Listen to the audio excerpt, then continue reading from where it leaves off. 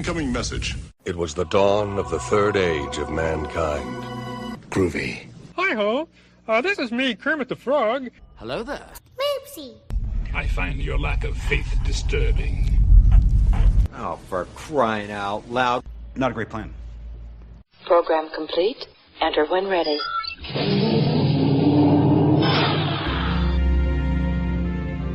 Let's see what's out there. Engage. Different roads, same old spark. Talking Trek till the street lights spark. We're those sci-fi guys riding warp speed waves. Smacking DT cannon, lighting up the airwaves. Blasters of books, we're geek to the core. Laughing through the lore on those sci-fi guys. Hey there, we are Those Sci-Fi Guys, and this is at Those Sci-Fi Guys Show. Just two working dudes surfing lives of jobs, but a whole lot of love for science fiction and the fun that comes with. We are your hosts. I am P.S. McKay along with DT Cabin, and yes, we've got a very special guest today joining us, Mr. Dave from These Sci-Fi Guys. How are you, sir? I'm doing swell. You know, I was just jamming to your music on the way, on your intro, and I was just like, yeah, right. Those sci-fi. It's a toe tapper. Yeah, Chet McKenzie was good to us. And then I went do on not. for bigger and better things. To Oh no, I still got Chet's number. It's good. you still got his number, huh? Yeah. He's now living the Puerto Rico anthem. That is not Chet. That is the guy who replaced him in the Georgia Swamp Dogs, but it is not Chet. Well, yeah, that's right. I forgot. My bad. Thank you for joining us, Dave. We're here for a very special thing. But I wanted to start off the show. We'll talk about what our main topic of the night is in a moment. In the meantime, our dear friend Teal'c is looking at Amazon Studios right now with a very glowered look. Very glowered. It's the one time he doesn't say indeed. He does a I only watched early season 1 of SG1, so I'm not a huge, I'm not as in depth in it, but seeing him with hair looks weird to me. Yeah, seeing him with hair looks weird to us too. It was a late couple season thing. And then he had the soul patch for a while.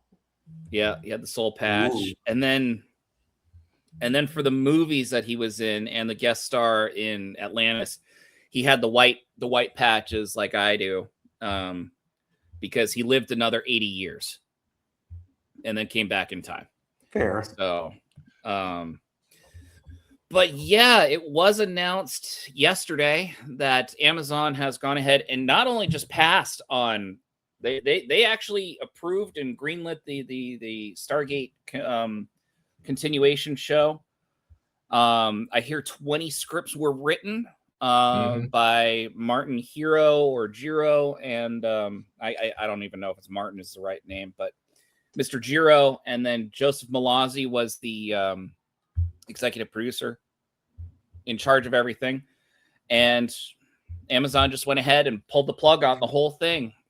And according to Variety, the reasoning is they didn't think that the concept would have broad enough appeal beyond its core audience base.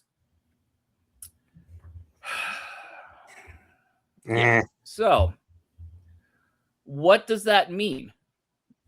It means they're chasing an audience that doesn't exist.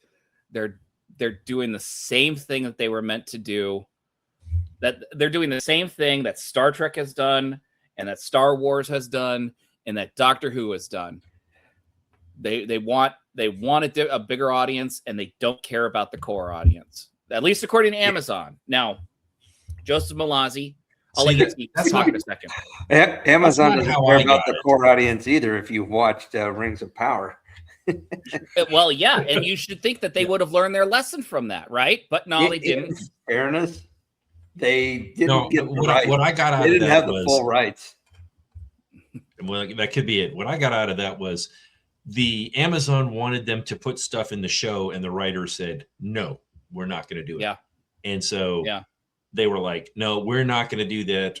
I don't care what month it is or whatever. It's not going to happen. And so Amazon said, okay, never mind. That's honestly, that's my opinion. I'm probably wrong, but that's how I see. That's how I think about it. It's funny you mentioned that, because recently word has come that they're also not going to go through with a Babylon 5 reboot, which many in the Babylon 5 fandom are actually kind of okay with, even though Straczynski was going to be involved and was writing and whatnot. Just the reboot idea seemed to be it was going to be a tough one. Yes. I think for people. Now, I did enjoy The Road Home, the animated movie they had a couple years ago. That was more of a love letter to the show, though, right? Correct. It was. Yeah. And it was tough hearing so many of these great characters without their, actors involved, but they have done it. But this is also reminiscent all the way back when Crusade came out. TNT picked up B5 at the end of season 4 and gave them new life. So they added a last minute new season finale to season 4, and they started doing their own show. And when they were, doing another season after they wrapped up a lot of the plot points, that they were hoping to wrap up, but you get to the end of the series and then into Crusade, and TNT was like, well, we want you to do this. And Straczynski's like, no. And so they basically killed the thing in its infancy, and that's why Crusade shit the bed. It was dead on arrival. It wasn't even, it was like already canceled by the time they started airing it. So it's not a surprise. Yeah. These studios buy IPs that they don't understand, and then they continuously screw it up. Either they try to force the people who are involved with it, the actual creators, the people who know what they're doing, and they shit on the fans at the same time. But, unfortunately, this has been going on a long time. Well, I mean, think about it. That's the problem with so many shows, is they don't listen to the fans. If you listen to your fans, the fans are what made your show popular in the first place. It's what made SG1 have 10 seasons. It's what made Babylon 5, it's what made Star Trek come back on TV, because of all the letters that people wrote, so many things are out there is that, if you don't listen to your fans, you're okay. Let's use NASCAR, for example. NASCAR right now is kind of going in the pit right now because their fans aren't coming to the tracks. Nice pun. I didn't mean it, but I'll take it. Yeah.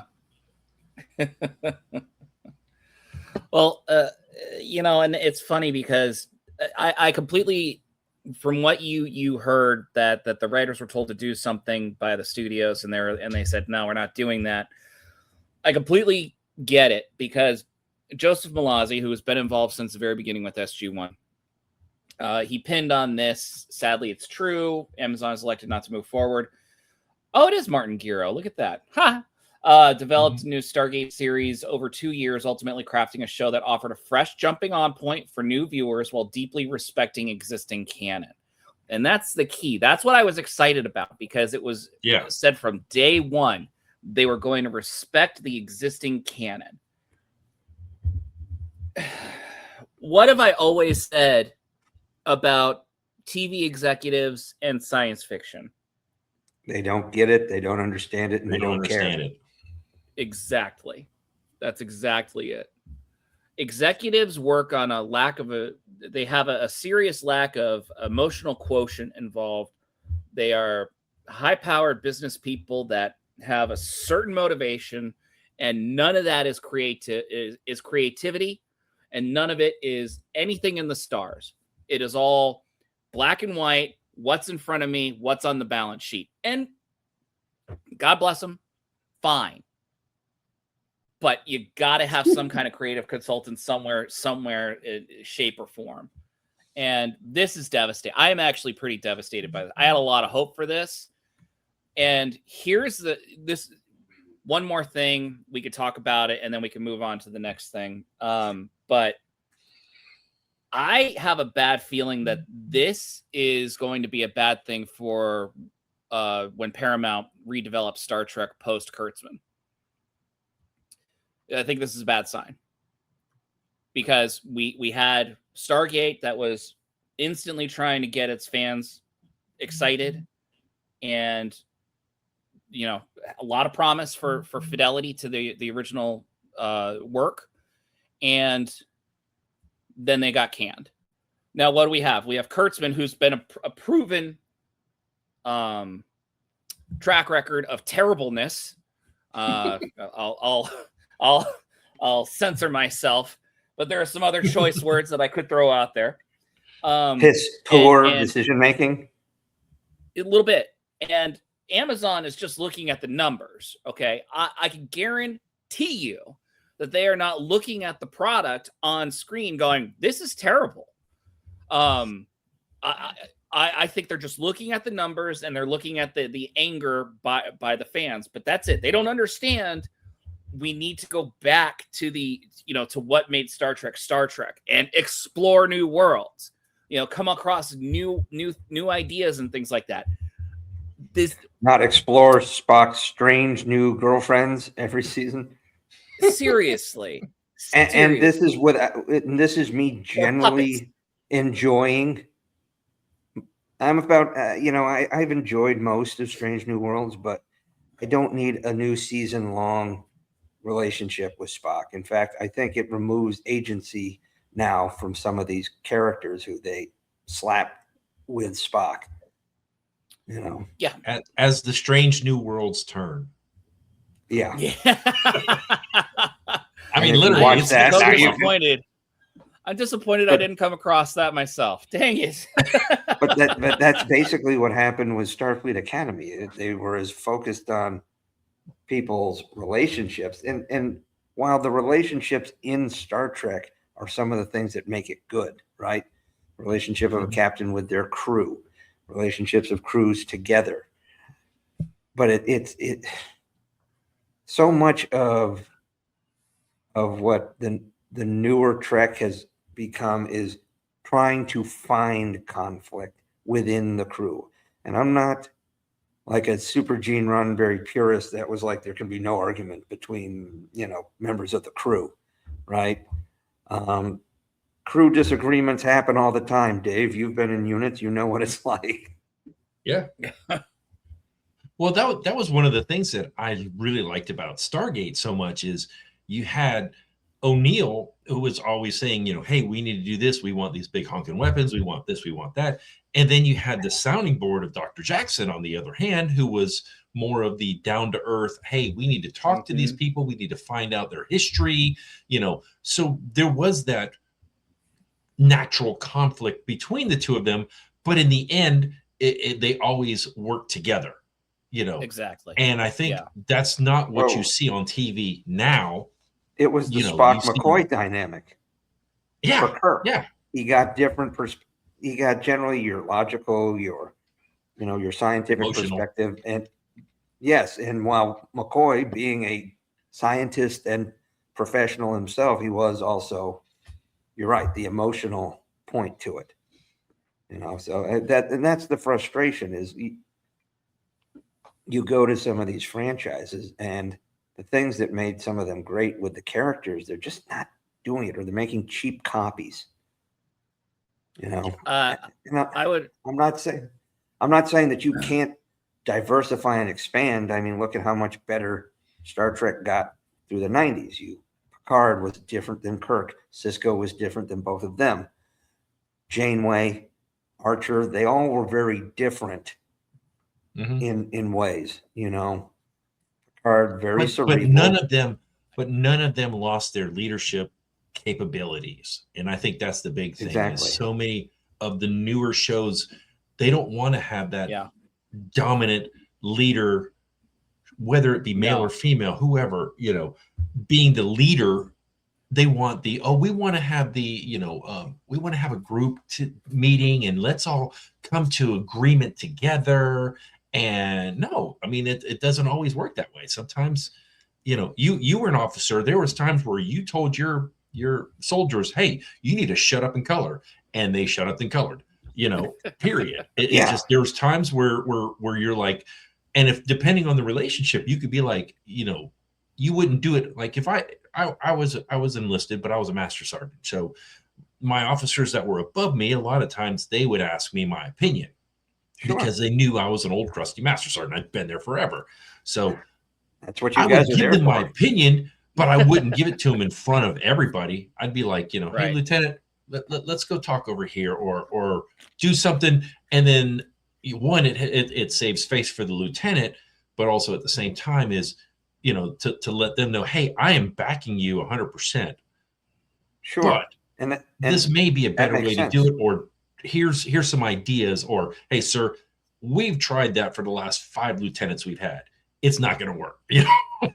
So I've had many of those conversations, and then we still tried it and it didn't work. It's you don't see those leadership traits, in these shows anymore. You really don't.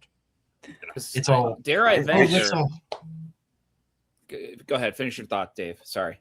No, I just said it's all lovey-dovey, let's all hold hands and sing Kumbaya. You can have a strong command structure with being, like how many times did you watch Picard, the Enterprise D crew going into the observation and Picard asking for feedback. He ultimately had to make a decision, but he was looking for feedback from not only his crew, but in some ways in their specialties, well, the engineer, the security, the medical, That's a mean that's line what right I did there. Well, when I ran a staff, I would be, any feedback? What do you got? You can solicit that as a leader, and you can go, all right, I like plan A, I don't like plan B. Okay. Or you can go, hey, I appreciate it. That's excellent feedback. And then that's when you're also making notes. Sergeant so-and-so, Captain so-and-so, they've got, I'm seeing some good potential here. These are the things that also help people stand out, and they grow, and, their peers can see, there's working relationships that you can have, and you can be a strong leader without having, while accepting, feedback, soliciting other, points of view and opinions. In fact, if you don't, you're kind of a shit leader. Now, at certain points when it comes to things, you sometimes have to just cut through and say, all right, well, we've got to make this move. All right. It may not be the most popular, but it's the one that's going to be the most effective or something. Occasionally, well, the buck's going to stop with somebody. So if you're in charge, you've got to be able to make that decision. You can take feedback, but at some point, all right, that's enough. No more debate. We're moving and executing on plan C or whatever it is. So let me pause it. But there's not enough of that. Like so much of even on Strange New Worlds, it's everybody has to have the most valid opinion. I'll posit this question for you in response to that, because I agree completely. Maybe the writers don't have the ability to do that because, number one, how they grew up and their life structure, and number two, that active type of leadership is generally frowned upon in the environment in which they are employed. Well, it's funny. If you watch What We Left Behind, and you go into the writer's room, I mean, all of those dudes in there, as they're crafting season 8, right? All of those writers in there are very experienced.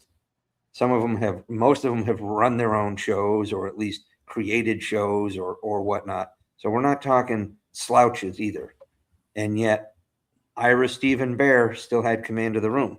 But he did, he took feedback, whatever. They had debates, but he still kind of drove the train. Yeah. They did, and it was productive and it was entertaining as hell to watch. But that was, these guys are all writers back in the 90s, right? So I don't know if writers' rooms are different now. But they clearly, are. Oh no, they are.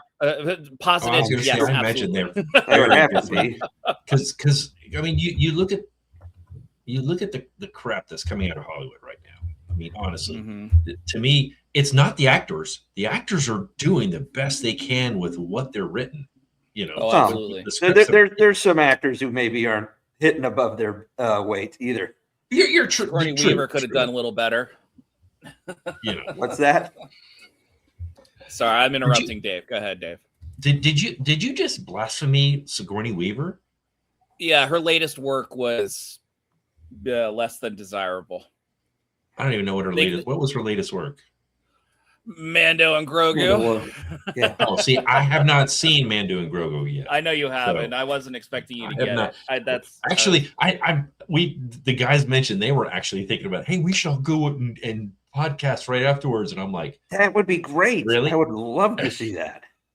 Yeah. I was like, really? And they were like, yeah. And I'm like, well, if you guys can figure it out when we can do it, let's do it. So yeah. I think that would be awesome. Who knows? I thought it right I after appreciated the movie. Fact. Yeah. Just the stream of consciousness, fresh out of the theater. There you go. I appreciated that you guys didn't listen to the show because you felt like you needed to see the movie first, and we were spoiling it galore. So yeah. I get it. Right? It's still downloaded on my audio to listen to, and I keep like, nope, I can't do it yet. Not yet. Yeah. I still haven't thrown it up on Facebook yet. I gotta go do that. Yeah. So, but all right. Well, to conclude, Hollywood's terrible, and nothing's getting better. There we are. That's the show. See y'all later, y'all. Well, I'm not going to say that 100% because I did just see interesting news. I sent it to you. Looks like they're going to Netflix has greenlit a sequel to War Machine, which was pretty entertaining. And they left it open-ended enough where you could have the next stage. Oh yeah, absolutely. And no, I'm fine with that. That here's the thing about that though. That was a very cheap movie for some underling executive at Netflix that was able to greenlight it, and it didn't really affect the overall bottom line there. Yeah, just go ahead, go do it. It's fine. And that movie was really well done. There was no deconstruction of leadership. There was a person who had to find his leadership skills again, find his purpose. But as soon as he was in need to be the leader, he became the leader, So, and again, rare find. And I'm actually kind of shocked that they didn't make him sniveling all the way through. And then it was like the hotshot girl that saved him at the very end. I'm really kind of shocked about that. So, well, they know Alan Ritchson has a brand, and they leaned into that brand. Yeah, exactly. So, and then he went ahead and beat up his neighbor, who I guess was in the wrong. I hear his neighbor was in the wrong. If you've seen the extended video, hit Alan Ritchson's own video. This guy was actually the aggressor, and actually kind of risked, him wiping out and harassing him in front of his kids. So. Yeah, Alan Ritchson almost got canceled, and then everything came back around, and the expanded videos is like, oh, no, this guy's a real douche. Yeah. Body cam to the rescue. I thought it was weird that neighbor came out so quickly to the public and was bashing him and saying he was a victim. I'm like, wow, that's a real quick turnaround, dude. I'm sensing victim complex, and you think that there's a cash out for it. Yeah, exactly. You realize that half of the reason it was proven baloney was because he was wearing his own, body cam like he's a cop. So it was. Oh, I've got body cam. I got a body cam for myself. Actually, it's right here. just in case. Like, I can't figure out how to fasten it to myself so that it'll stay on because it'll droop. But yeah, I've got a body cam just in case. I'm bringing it with me to DC, by the way. So, I'm sorry. What? I'm not ashamed. You just said you were drooping. I do, and I do all the way. More than I like. Moving along. Here's what you need. Just get you a GoPro and a head mount. I have that. Yeah. And then, you slap the sucker in there and just wear that around everywhere you go. Yeah. You look goofy, but hey, everyone knows you're recording. Yeah. No, that's true. That's true. I wear those when I record on my school bus a lot of times. I'll be wearing one of those, and people are like, "What? Is he wearing a GoPro on his head?" Yeah. Oh shoot. I'm sorry. I am trying desperately to bring up an image that I need to. Oh, really? Okay. Yes, really. What's wrong, bud? I don't know. I'll tell you, while he's doing that, I'll tell y'all for your audience, it feels weird being a on StreamYard, not being the one that clicks all the buttons. That I'm just sitting here talking. Because I know like on mine, I've got all my videos at the bottom. I've got all four of our guys. And then if I want to make them full screen or whatever, and then over here, I got the different drops for words and stuff. So just having just the screen of the three of us it's like throwing me for a loop. I'm like, I should be doing something instead of just sitting here talking.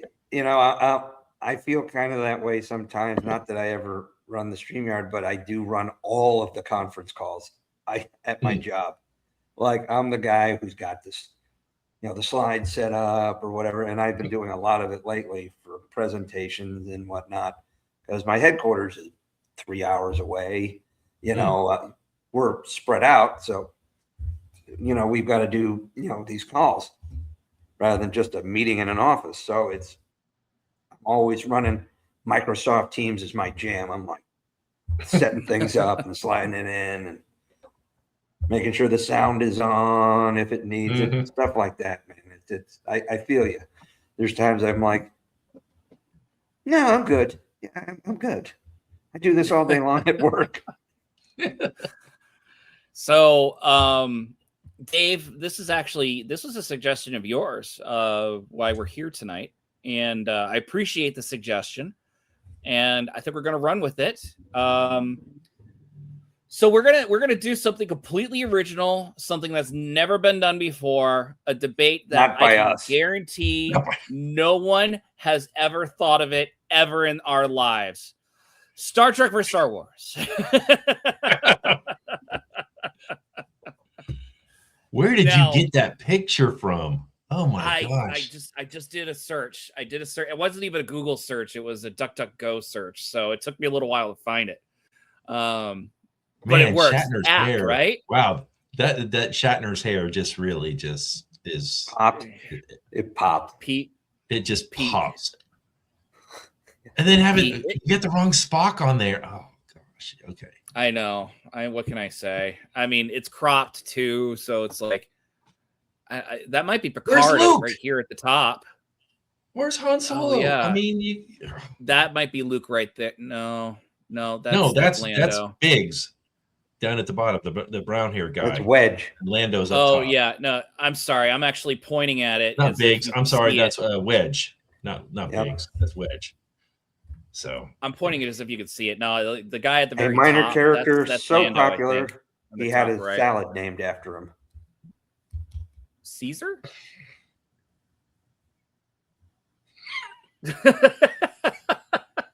Oh, Chop. I gotcha.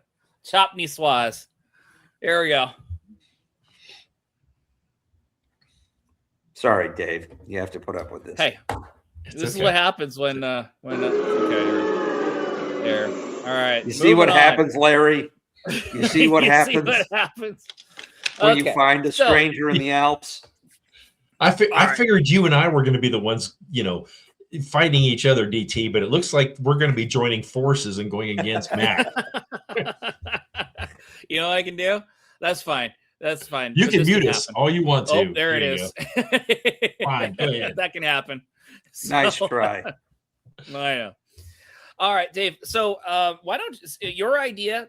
Why don't you discuss the rules? I'm going to be here, kind of a mediator, but also I have data to back some items up that I that sounds like you're backing a certain side. Yeah, that does sound like. It does, actually. You're supposed to say data. Data? Or research, data. anyway. I've always said data, by the way. I don't know if it was because of Star Trek, The Next Generation. It had to have been, right? I mean, yeah. Where's my history? Well, the question I just brought forth was, they are two totally different. I mean, really, honestly, we're going to be comparing apples to oranges. They are two unique science fiction, space fantasy, whatever you want to call them.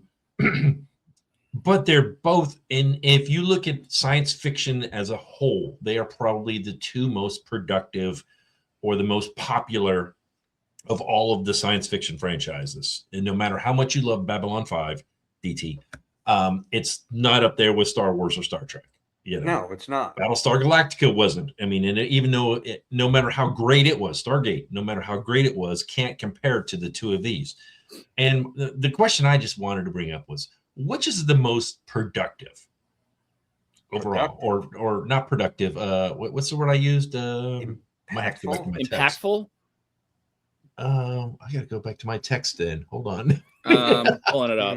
I'm pulling it up. It's right here. Nope, that's not it.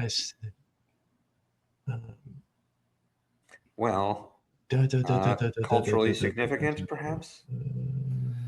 Let's see. Would be raised, in your opinion, which was the more successful franchise? Successful. Trek, that's the word. Yeah. Yeah. So I'm available all summer now, pretty much. Oh, sorry. Yeah. You got to read all of them. Yeah. Yeah. So that's the idea. And Dave, you wanted Star Trek, right? I'll go with whatever. I'm wearing Star Wars gear. I thought he was wearing Star Wars. I thought that's what you said. Dave was doing Star Wars. So I will do whatever. No. I kind of know. I know DT because it's in your song. It's in your intro song about talking about Trek. So I know you guys know Trek more than I do. Okay. I mean, all right. You get Star Wars. I have seen. I think all of Enterprise. I don't remember. Honestly, I don't remember the last season, and I don't really remember the Dominion War that well in Deep Space Nine.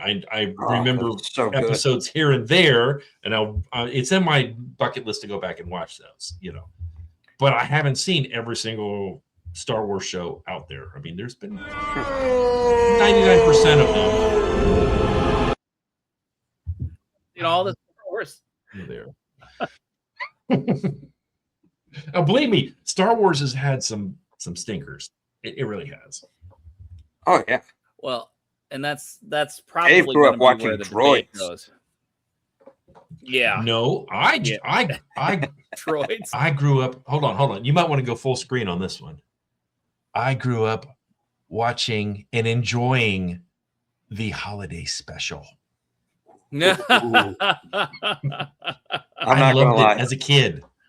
I wow. loved the holiday special. I've never seen the full one because it was because he hid it. So I've only seen the clips. What are you doing, dude? I don't know what I'm doing. I'm lost. I was gonna say I thought he kicked me out. Apparently He's something trying to figure here. out what buttons are what. There we go. There we are. No, I'm not gonna lie. I actually did watch both Droids and Ewoks, the cartoons, as a kid. Oh, dude, I didn't realize that Ewoks was a Star Wars thing. I just knew it was a cartoon. And then my grandfather showed me Empire Strikes Back when it came out on VHS, and my mind was flipping blown. I'm like, that's Wicket. And that's the shaman guy. Would be and Return of the Jedi. Yeah. Oh, sorry. Did I say Empire Strikes Back? I meant yes, you Empire. Did. I meant yeah, you know what I mean. I'm not even drinking. I'm sorry. Apologies. Maybe you should be. Maybe I should be.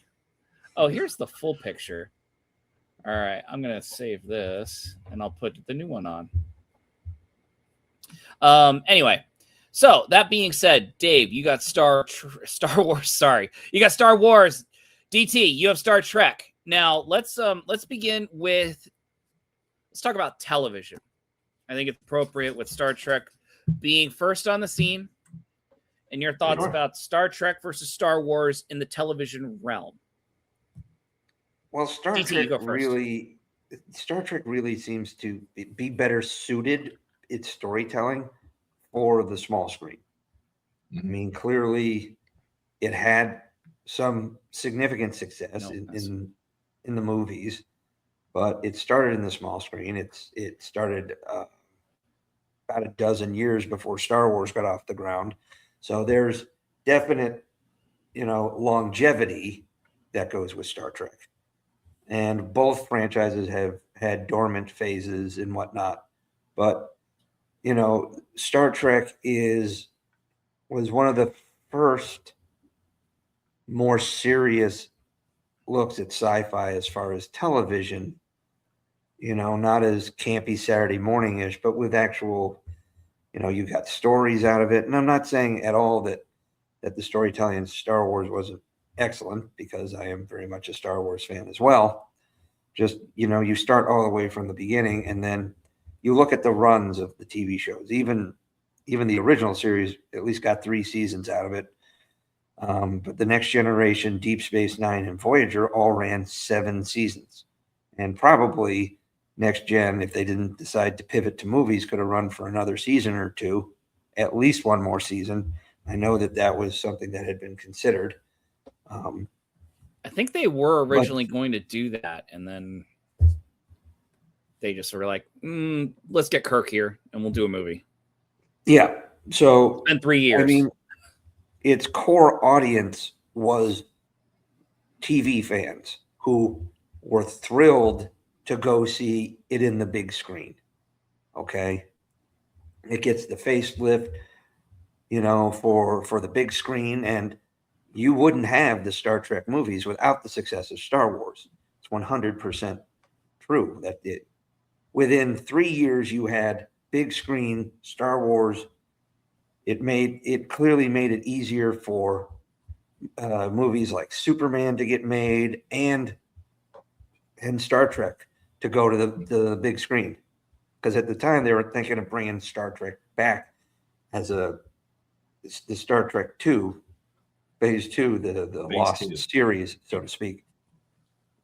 So, I mean, the kind of neat thing about Star Trek and Star Wars is that they both kind of influenced each other. And if you ever watched, what was it, Trek Nation? Was that the one where Rod Roddenberry's going around and talking to people, and then he goes and he gets to go and sit with Lucas at Skywalker Ranch, and they had a really nice discussion where Lucas said that, he did get some influence from Star Trek. Without Star Trek having a core fandom, Lucas probably might not have had the ability to even get Star Wars off the ground.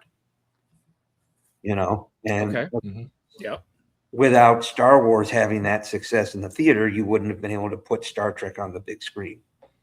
Star Trek's longevity, well, Star Wars longevity is also nothing to sneeze at. Star Trek's just been around longer. It's at 60 years. Next year is 50 for Star Wars, but when you consider the cultural impact, Star Trek at least has deeper roots, and it does seem to fit.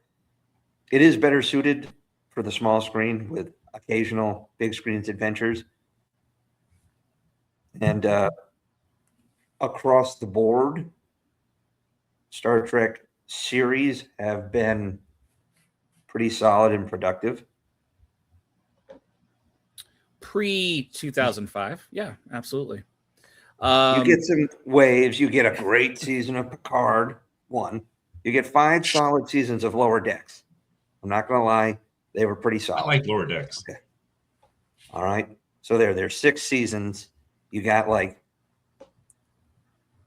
a season or 2 of Discovery that kind of hit well. 1 season and a half of Strange New Worlds that hit well. Yeah. It's been a bit hit and miss more later in the 21st century.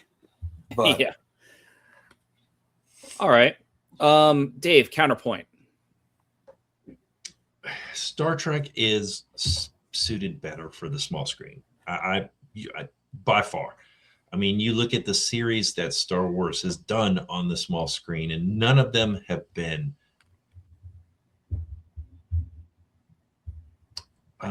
well, they've all been in the modern time, really, since Disney's taken over. They really didn't since have 03. any. They really didn't have any TV series, or anything other than a holiday special here, or a this special here, or a that special there. So yeah. Star Wars was not designed for the small screen. It really wasn't. It was always wanted to be a big spectacle. But like DT was saying, is you really can't have one without the other when it comes to movie making, because Star Trek they started in the early 60s. Star Wars didn't come into the theaters until 77. So Yeah. I think it was actually, I thought it was 65. So I thought it was 12 years difference. But I could be wrong on that. Technically, but I think they count the first full screening, which was 66. Yeah, they did the pilot. 60. Yeah. Yeah. Okay. The pilot was the Cage and 65. The Cage was 65. And one of the big things that Star Wars has going for it, or did, is that you look at the movies in the early 70s. Yep. It was Westerns, it was racing cars, and spectacle. Oh, good that was it. Evil. They were good movies, but they didn't have the Las Vegas look. I guess Star Wars was a Las Vegas look. It brought everything so much higher. And they built stuff as they were going along, because they were like, hey, we want to film it this way. And they've never had a camera do that. So they actually built the rig and everything on how to make the camera shot look like that. Even though it was a miniature, Sure. It didn't feel like a miniature, and it didn't look like a miniature, and I think, because you go back to the original Star Trek, not before they redubbed it and fixed all the original series where it looked a lot better, Sure. You could tell that they were on a budget, some of the costumes, but they always told a good story. And I think that's the bottom line, is both Star Trek and Star Wars, they had a story in mind. Roddenberry or Lucas, they both had their idea of what story they wanted to tell, and in Roddenberry's defense is that he was able to do it in smaller increments, because really up until, you had some 2-parters and 3-parters in the series, but I think back to Enterprise is when you started seeing all the damage that the Enterprise was taking over, like 4 or 5 episodes in a row, and they kept the damage on there, unlike Voyager, where they were like, oh, hey, our ship is clean and perfect every time. Those are things that bugged me. But it's like, that was to me, that's more cinematic. Those few episodes were like, okay, you could put that on a big screen and tell a big long story, but you broke it into smaller increments. Yeah. They could have done it with Star Wars, but I don't think for the cost of what it would have cost to make it was really worth doing a small screen, because they wanted it big.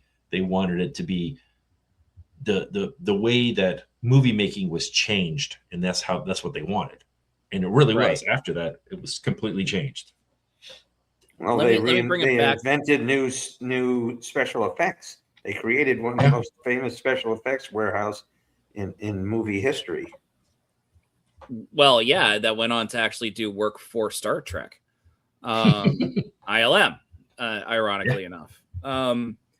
I'm gonna bring it back a little bit. We're gonna focus a little bit more on Star Wars as a television brand, because that's kind of where it is right now. Right now it is, because they've produced some mediocre movies. I cannot talk about Mandalorian and Grogu. I haven't seen it, so I'm not including that in here. You guys have seen it. You can, afterwards, you can be like, after I get off the show or whatever, you can be like, yeah, he didn't know what he's talking about. But Star Wars, their shows, like right now, I'm in the middle of Andor season 2, and it's so good. It really is. You know, they've had some really good shows. That one was good. Mandalorian was good. Book of Boba Fett was not. No, I'm sorry. I loved Boba Fett growing up, and it's like you've taken all the mystery out of him, and you've watered it down and made it into this. You know, and we've had some definitely some misses. You know, like the Accolade. I got like 2 episodes in, and I'm like, what is this? Acolyte. Definitely Acolyte. did not have accolades. No, definitely lacked accolades. You know, and I think part of the problem is that they're trying to go from Clone Wars. We'll use Clone Wars for example, which was fantastic, really, over the entire series. And then going on to the Bad Batch, which was so good on it. I mean, you know, you've got back-to-back super strong stuff. And then they want to make a live action Ahsoka. And it's like, why? Mm-hmm. You know, and I think Star Trek does it. I think Star Wars does it. They're trying every way to go back and get that spark, that what do we need to reignite the franchise? You know, what do we need to do, you know, to boom, you know, I'm going to say Grogu, Baby Yoda, you know, was a massive hit when it first came out. And then it started, you know, you saw Baby Yodas everywhere. I'm still calling Baby Yodas. Oh my God. But they were everywhere, you know, the little plush dolls, the little this, the little that, you know, you saw it on back. I drive a school bus, and you wouldn't believe how many Grokus I see on backpacks coming off and on. I would. My daughter was, you know, like 8 when the TV show came out. I know exactly how many Grogus you've seen. She loves and has, and my wife, who doesn't like Star Wars, loves it. So it's fantastic. But they found a huge marketing ploy, and that's something Star Trek could never pull off, is that level of marketing. I mean, you go to a Comic-Con now, there's people selling lightsabers, there's people selling, I mean, there's whole companies, you know, that sell really good lightsabers. Sure. But you also go to these weapons makers that do like the reinforced foam, you know, cosplay weapons. And I've gone for the last several years and have not seen one phaser. And most of the Star Trek fans look at least this weathered. Not all this white or male, but this weathered. Why do you think I sent both of you guys a phaser from Star Trek? You know?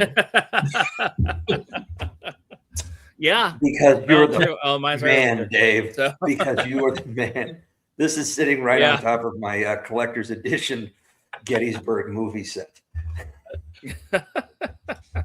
But no, that I mean, if we could jump there, that is where Star Wars, I think, exceeds Star Trek is merchandising, is marketing little characters, you know, and toys and stuff, you know, stuffed animals. I mean, I honestly think, I know George Lucas said, I've got the DVD set where it's got the behind the scenes stuff for Return of the Jedi, but and they were like, well, we wanted to do a whole Planet of the Wookiees, but it wasn't cost effective. So little people were a lot less money they paid them a lot less back then.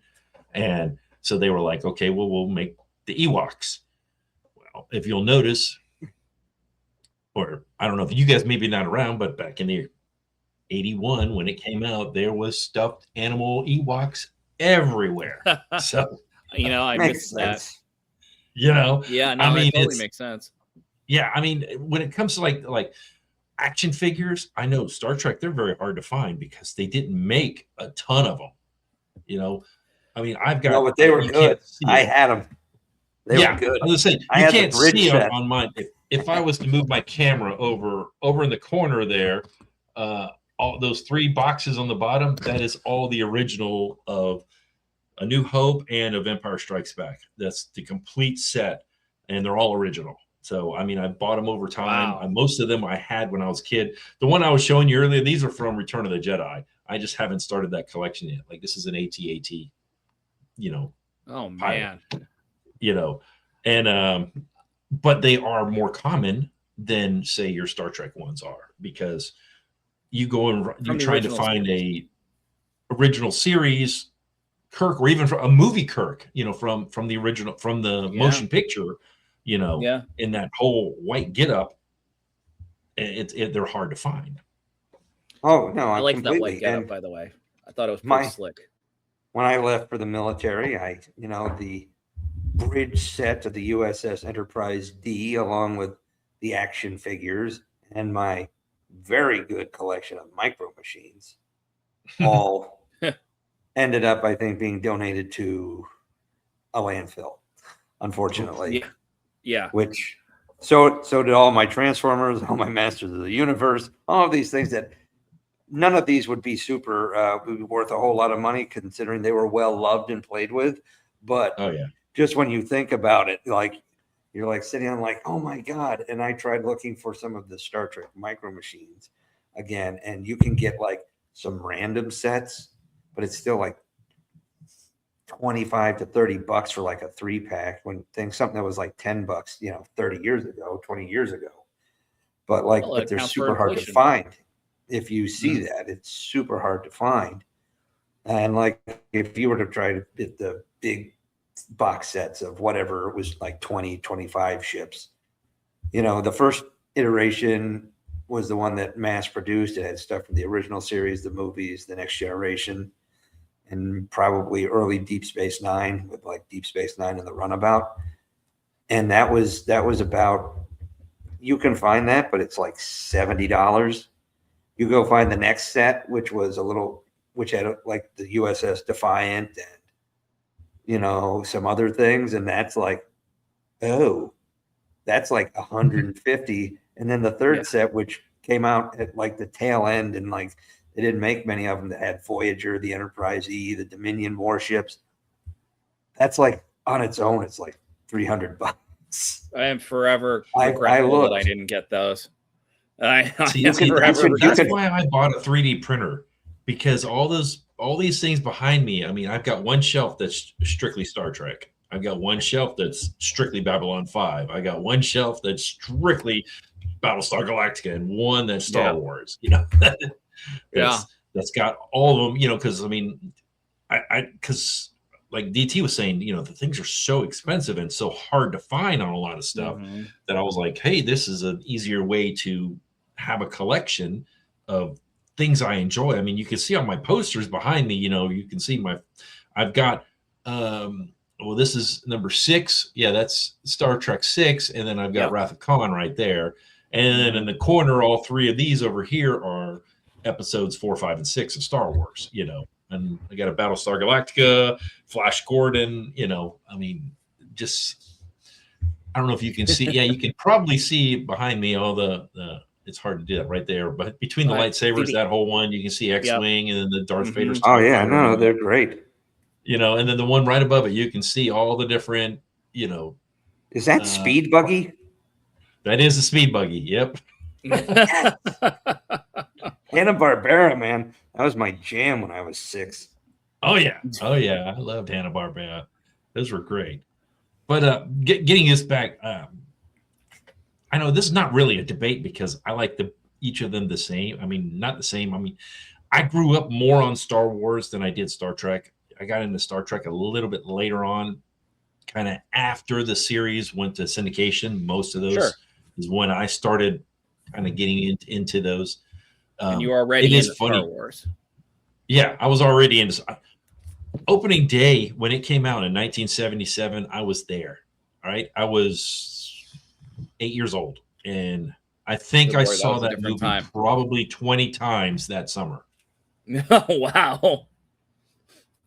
Well, yeah. You want to go to the movies? There you go. So it wasn't released to home video for like a year.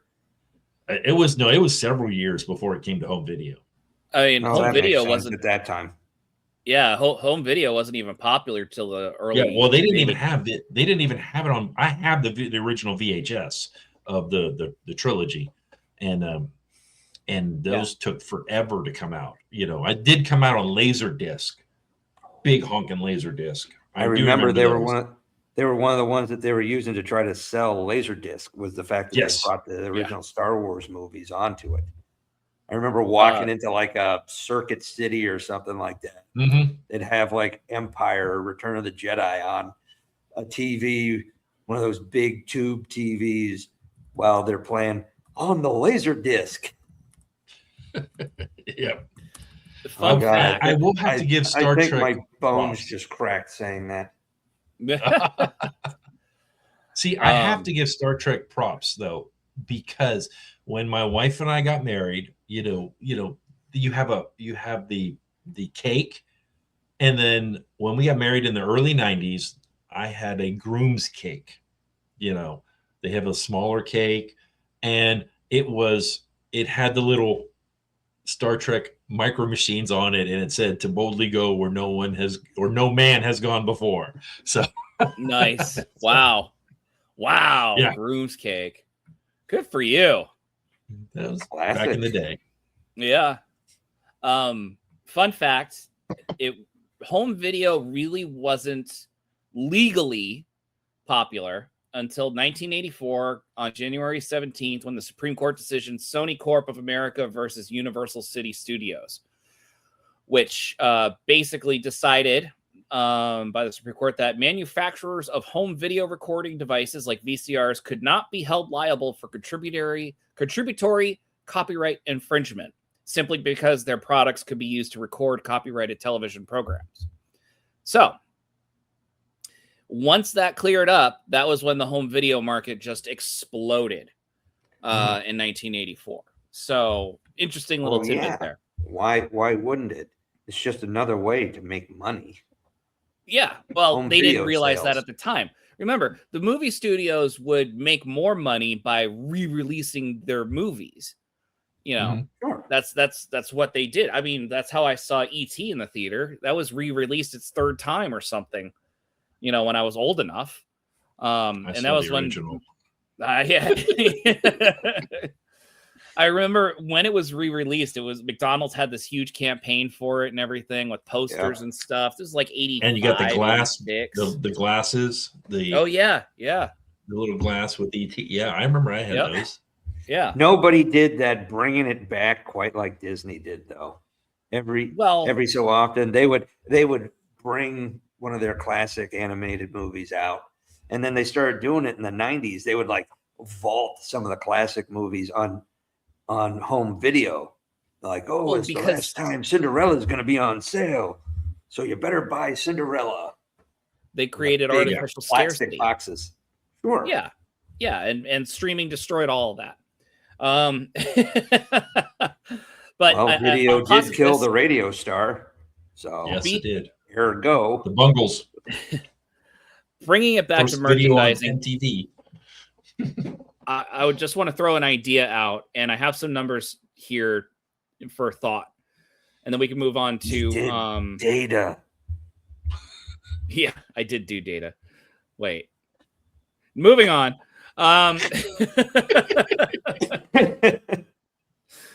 So,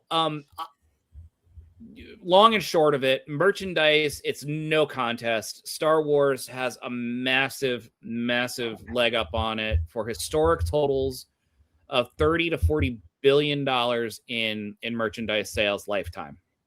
and that is worldwide. Annual retail sales frequently were 2 to 3 billion, with a peak like 5 billion around The Force Awakens. And Disney reportedly earned over 1 billion in merch revenue in a recent year. Let's just say 2024. Toys alone generated tens of billions historically. Star Trek, far smaller, lifetime retail sales about 4.75 to 5.25 billion. It's more than I It's thought. actually not bad. I thought it would be lower than that. Yeah, I know, right? I didn't think it was going to hit a B. Yeah, I was thinking you were going to say million. So. Now, Star Trek books were incredibly popular. Star Trek books and are definitely, because there was, I mean, I've got in my own repertoire. I mean, I've got all the Star Wars books that I have, and I've got a ton of Star Trek. My Star Trek books are like 10 times as much as Star Wars books are. But Star Trek books did not have continuity in a lot of them. Not until the 21st century. They did. Yeah, right. No, they used to be numbered, like, and there'd be like the occasional. Well, yeah, you had Del Rey would number Yeah. theirs, and like for example, Shatner wrote one where he pulled the Enterprise out of mothballs and went somewhere and put Klingon photon torpedoes and stuff. I mean, it was crazy, and I'm like, I just saw in the movie theater that the Enterprise was blown up. Yep. You know, Ashes of Eden. And it was like, okay, and that's one of the things that Star Wars Lucas was big on. He's like, every book had to go across his desk. He had to read it to make sure it stayed in the continuity until he sold it to Disney. Then he only really got started with that in the early 90s with the Thrawn trilogy. No, the way I understood it was from the beginning. Even the first one, the very first book out was called Splinter of the Mind's Eye. Oh, right. It was the sequel to Episode 4. Before, basically it was all more of his training and stuff before Empire Strikes Back. It was kind of like in between the two of them. It was supposed to be the sequel if they didn't get the story. If the theater didn't hit as much as he wanted, that was going to be the sequel. Yeah. And Dark Horse Comics were big on it. They actually had to follow the same rules too. So there was a lot of because if you read some of the books, like you mentioned the Thrawn trilogy, there's one point where they talked about when Luke went to the dark side, and you're like, whoa, when was that? If you didn't read Dark Horse Comics, Empire's End, where it explained when he went to the dark side, you wouldn't know that. But all of them had to interconnect and boom, boom, boom, make sure, that was one of the cool things. Yeah, I really like that. So I know what you mean, and I do know that Lucas did want all of them going through, but like ground zero for the explosion of Star Wars books was the Thrawn trilogy. Then they started building around it more and more. Like the Thrawn trilogy was kind of like, it was almost like the original series of novels, right? And then they really started building full continuity around that, what is now called Legends, but that string of novels and then comic books. Because you're right, then it was the Dark Empire and Empire's End was the graphic comics that came out that was supposed to be the year after Thrawn. And then the year after that was the trilogy, the Jedi Academy. That was where they started referencing Luke's fall to the dark side. And they began. So, yeah, you're right. They did go back and forth, which was neat and also at times daunting, because you're like, oh, I'm going to go read this book. And then you're like, oh, shit, I need to read 3 more books to get this one. Yeah, exactly. And a lot of Star Trek books weren't like that, but they were good stories standalone. Sure.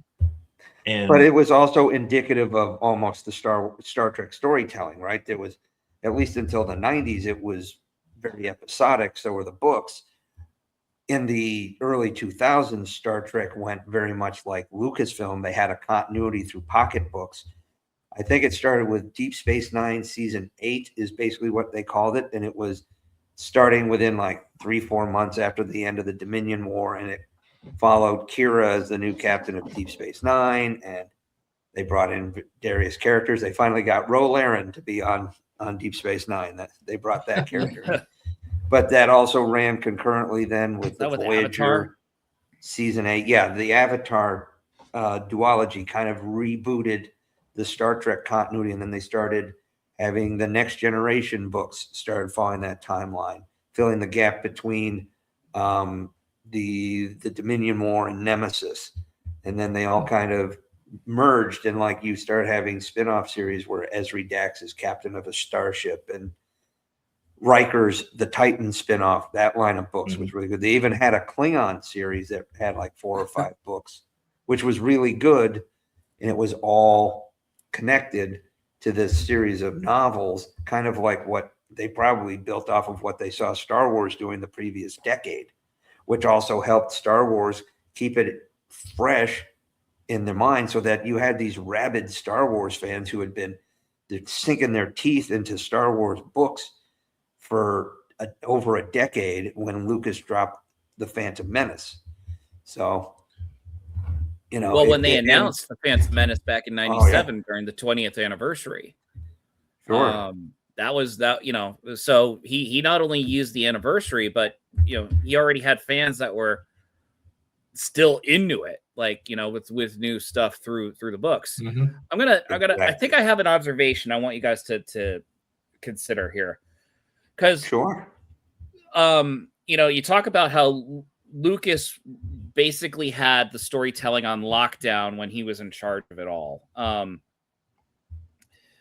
it's interesting because it was Star Trek that came first, and Star Trek worked on merchandising, but I would argue it really didn't have the ability to sell its merchandise because its audience just wasn't that large. It was still, we could still consider it super niche at that point, whereas Star Wars had a much broader, unique appeal.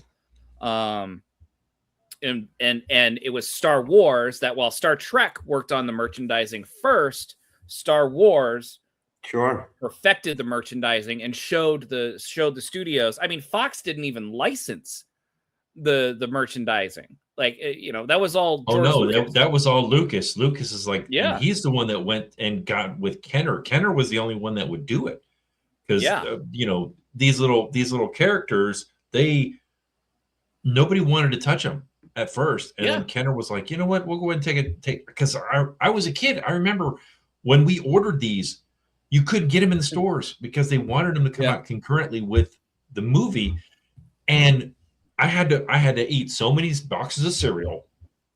That's back in the day. You got to mail in the little UPC codes in, and then spend however much, and then I got in the mail a box this big that had Princess Leia, Chewbacca, R2-D2, and Darth Vader. Those were the first 4 that were released. And shortly after that, I got there was like it was like a box. If you flipped it over, you could put all the people inside of it, laying like this. And then on the back side, it had that we're going to give you. It had a cardboard cutout of each of the characters that you could buy. And then it had the little on the bottom of these, there's a little hole that you could stick them in. And that was the beginning of, and then they didn't Kenner was like, okay, we're trying, you know, okay, then this, and this, and then boom, it blew up. Everyone my age, you know, 12-year-olds and up, you know, even 8-year-olds, 10-year-olds, whatever, they love playing with these things. You know, they were like, okay, this was before G.I. Joe. Well, this was before the mini reincarnation of G.I. Joe, because I had an original G.I. Joe from 1969 that was 12 inches, and there was one character called G.I. Joe. Everyone else had different names, but there was one Joe. But the whole line was called G.I. Joe still. Oh yeah, believe me. Then Netflix, the Toys That Made Us did a great run of all of these. And by the way, Dave, all of these things, these Hasbro things, Hasbro is like 20 minutes from where I live, where we grew up. We had friends whose like parents worked at Hasbro as kids. My grandmother and my mother both worked at Hasbro. My grandmother was on the factory line. she would come home with plastic burns every day on her arms. Wow. I'm so glad I was ingesting. Thank you for that. Yeah, you're welcome. So, molten plastic kind of falling on your arm and stuff. Yeah, she was on the line. Yeah. She was on the line. What can I say? But that is, G.I. Joe's one of their cornerstones, and it was right there, right up the street. Oh yeah. Well, G.I. Joe followed the path. They were like, hey, if we can use movies or TV shows to sell toys, we're going to. And that's how. But then Star there Trek was probably did that. That I mean, was Star Wars. Transformers. Star Wars started that. In He-Man, Yeah. Transformers and He-Man. Transformers, He-Man, all those. Wave. And then I want to say maybe it was a Reagan administration. Then they were like, you know what? You guys can't just have strictly a show just for advertisements. There needs to be its own story or whatever. That's why the comic, the shows, became not just selling toys, but they made a story out of each one. Sure. It was really good. And the morals tacked on at the end. Exactly. Knowing is half the battle. G.I. Joe. Sorry. If anybody says that, I have to say it. It's almost exactly like the and now or if someone says, and now knowing is half the battle. You yell that out, and you're going to find your Gen Xers and elder millennials hollering these things out. Okay, I'm going to shift gears here. A couple things. So we know, okay, hold on. I'll just ask. Who do you think won the box office wars? Oh, Star Wars. I would say Star Wars. Office. Yeah, the box office. Star Wars. Star Wars has a box office of 10.3 billion to 10.4 billion. Star Trek, any guesses? I don't think it crack. Does it crack $1 billion total with all of the movies? It does. Okay. I'm going to say fair, 1.5. there's more movies. There was more movies than you think about it. I'm going to say Galaxy Quest doesn't count. 5 billion? Yeah. Okay. Close. 2.27 to 2.3 billion for Star Trek. What is it? 13 official movies? 13. Yes, there were. That's include 19 Star Trek 99 or 96 or whatever it is. Star Trek 09 and beyond. 09, that's it, 09. Into Darkness. Yeah, that includes all of them. So, and those three alone probably account for 700 million, 900 million. Let's say, can we talk about the misses that each series had? Sure. We can. And well, let's do that. And then I want to talk about television contribution, who earned more through television. It's more surprising than you think. So I would say Star Trek. I would still say Star Trek, but I'm sure in the 21st century, it's tilting more towards Star Wars. I would say because Disney is a little bit more popular than Paramount, so I think you're going to get more people watching Disney Plus rather than the Paramount app. Or is it an app? Sure. Yes. I guess you can call it an app. Yeah. Paramount Plus. It was CBS All Access, then. Yeah. So I just think you're going to get. When Disney buys out something, I just think that. And there's so many of the small ones, like you guys, I think y'all reviewed it recently, the Tales of the Jedi, and oh my gosh, how many? Let's throw in Lego Star Wars. How many things there are of Lego Star Wars? There's a lot of that. That's probably what's going to help. I would say that could keep them significant to Star Trek, but I just think longevity, Star Trek is going to win out just because, like you said earlier, when you have your three of your biggest shows were 7 seasons each, although it's a different timeline, different time years when they were released. But I'm sure that when you look at your stats, they're probably counting that. Yep. Okay. Maybe. So anyone want to venture guess as to income for streaming / broadcast revenue roundabout for Star Wars? No, Because I don't all wanna right, let me pause it one not more good thing with for that. you. Let me pause it one more thing for you because Star Trek was used to launch a new network, and it was also used to launch syndication. Basically, it changed the television model of They also launched a new independent. app, a new Well, streaming service. that's what I'm about to say. That's what I said. They were used to launch. No, it's not. Oh no, I was going to. So we saw Star Trek launch a network. We saw Star Trek launch syndication and how that model is used through independent television back in the 80s. The new network in the 90s. And then in 2017, we saw Star Trek launch CBS All Access, which really dug into my craw, that I was told that I needed to pay for another streaming service. But Now you we pay for also every have service. Star Wars. Now I pay for everything. They freaking won. Star Wars was also used to start a new streaming service with Disney Plus. And the Mandalorian came out right after, the same week. Disney Plus came out November 17th, and I think Mandalorian came out November 19th or something like that. It was like a couple days later, of 2019. So, thoughts on income for Star Wars television shows when it comes to that idea? I don't think the television. Ballpark us on this. I was gonna say I'm guessing it's not going to be as much as the movies because you with the numbers you were saying, but I'm just going to go ahead and go with $1 billion. Let's just go with that. $1 billion. DT. I'm gonna go with Now two. that $2 billion. Okay. All right. Now that No, Dave just was two. Dave was $2. brave enough. Okay. Price is I'm right going over to go here. with $1 billion and one, like the Price is Right. Yeah, Price is right over $1 here. $1 billion one. Okay. You were the closest without going over. $280 million in broadcast revenue and streaming syndication. Because remember, Clone Wars was in syndication on Cartoon Network. And Rebels was on Disney. Rebels was on XD. Disney Channel.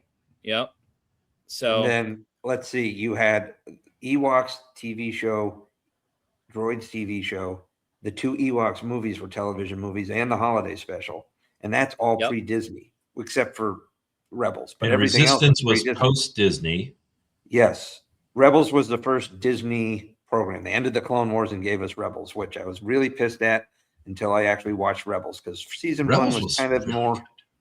Yeah, season one was still a little kind of episodic and a little more kidsy, but like they're like, oh, people are here, great. Now we're gonna. Then Filoni's like, yeah, this is just gonna be an extension of the Clone Wars. Rex and Ahsoka and all these dudes start showing up. And then they went Maul, Right. Okay. Now, what about Star Trek when it comes to income through syndication, TV streaming? You said $200 million for Star Wars? $280 million for Star Wars. And this goes all the way back to the 60s. I'm still going to push it towards $1 billion, man, just because of everything. I'll say 750,000. Thousand? Okay. I mean, 750 million. Sorry. Boy, Star Trek was really dangling really by a thread. Bad. Oh, Kurtzman really messed up, didn't he? Yep. 2.3 billion plus. Okay. When it comes to lifetime syndication, television rights deals, and streaming contribution. So even with the advent of streaming services, like I could still, like Netflix, Hulu, even Disney Plus was out, and I could still turn on BBC America and watch in like 2019, 2020, I could still watch a marathon of like TNG and Deep Space Nine. So let me throw this out. Yeah, I mean, you go on your TV and oh gosh, I can't think of the app I use that I can stream Roku? regular TV shows. No. It's a Roku, but no, it's not a Roku channel. It's Tubi, yeah, like Tubi or one of those. There is a Star Trek channel, and I mean it's Star Trek 24/7 all the time. So They have a Stargate channel also, so I flip between the two of those. Like, okay, oh no, I don't want to. I do that with Pluto TV when I'm TV. Like that's it. Video game. Pluto. Yeah, I do that with Pluto. I'll just put my iPad right here on my desk, and I'll throw on like the Stargate channel while I'm just playing Fall Guys or something on my PlayStation, just to have something there. Okay, so rare win there for Star Trek when it comes to income. I want to just put something in perspective. The Starfleet Academy series, the series, 20 episodes. That's $750,000, Dave. That was it right there. That cost $400 million for the studio. $400 million for the studio. And the only way that they can make that up is through streaming subscriptions, or physical purchases digitally. I know that sounds oxymoronic, but purchasing digitally when it's available, or through physical purchases through DVD. And I can guarantee you that those sales are not getting anywhere close to making up for any of that. Abysmal. Which makes you wonder, why are they throwing so much money at this? Like, you just look at the lifetime income. I mean, even Star Wars box office worldwide, $10.3 to $10.4 billion. The 3 sequel trilogy, the movies, were like 700 million, 500 million, and 6. So that's like almost 2 point. That's 25% of the box office income of the lifetime of Star Wars. Oh, we're actually just slipping right into the big follies now, right? The big missteps. Yeah. So isn't that mind-boggling? We're talking about executives not knowing what to do, but that blows my mind. It's kind of funny. If you put the money of the TV and movies together for both franchises, what did you say? Star Wars was only 280 million for TV and broadcasting and streaming. Yeah, so it'd be 10.5. So we're talking 10.72 billion. Okay, income for that. And Star Trek was like 2.5 billion in movies, or was that TV? 2.3 billion in movies, 2.3 billion in television, so 4.6 billion. Okay, so not close. Star Wars still has over a 2-to-1 odds, but it does put them much closer than you would expect. Right. I mean, a lot of it is what we talked earlier. It's the franchises. I mean, it's not franchises. It's the toys and the gaming and. No, I didn't even. That wasn't even. That was just pure box office and streaming. Yeah, that's what I'm saying. Just between you're comparing apples to apples there. Yeah. You can't touch merchandise. Star Wars will have it beat hands down. And video games. Well, that's all merchandise. Yeah, sorry. My bad. I didn't mean to conflate it. It's okay. No, I mean, but there's no contest. Granted, I probably had, as a kid, more Star Trek toys than Star Wars, although I did have a bunch of Star Wars micro machines. I had my Millennium Falcon. I had my X-Wing and TIE fighters and whatnot. I did have those. I had Star Wars video games. I did have a Star Trek or 2 video game. But, yeah, and those were cool. I actually had the 25th anniversary Star Trek game back when it was on individual floppy disks. Oh, wow. And it was like 25 of them. It plays for a while, then it's like change disc. Yeah.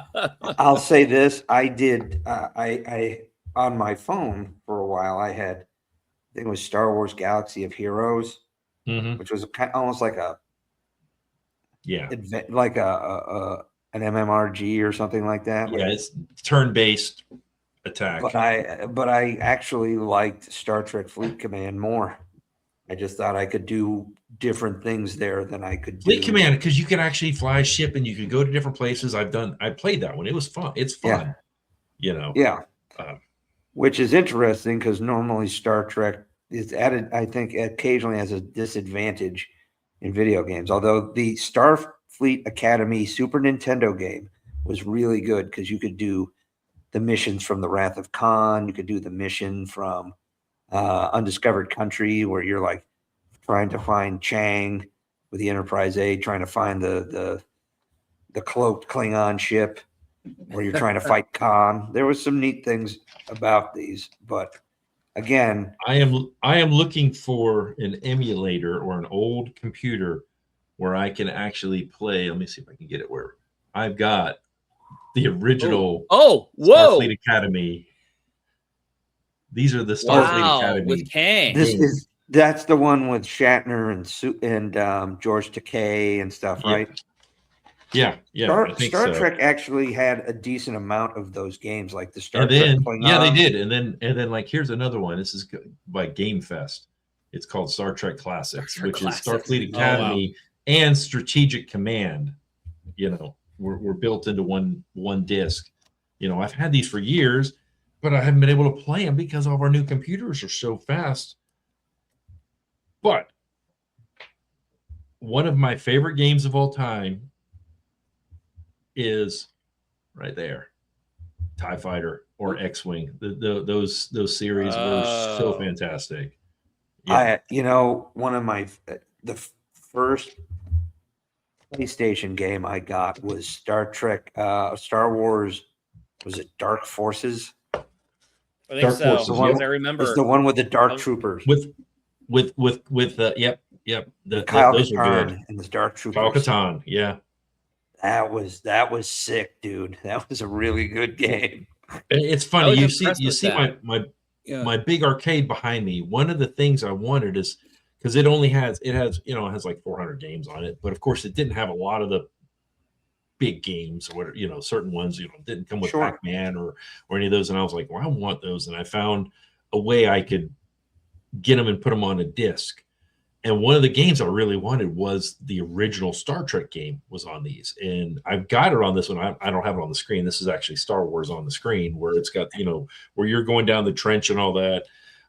But it does have the original Star Trek game where it's just, you could Google it, the original one. It's hilarious looking because it's just pixels. Is all it is. It's pixelated, and then you're flying in the Enterprise, and then Klingon ships, and you have to destroy them, and then you can dock at the space dock, and that's the whole game. I mean, it really is not much of anything, but it's one of those things that's like, oh my gosh, okay, I remember that. And then it's like nostalgia and fun and things like that. But like world building, I think.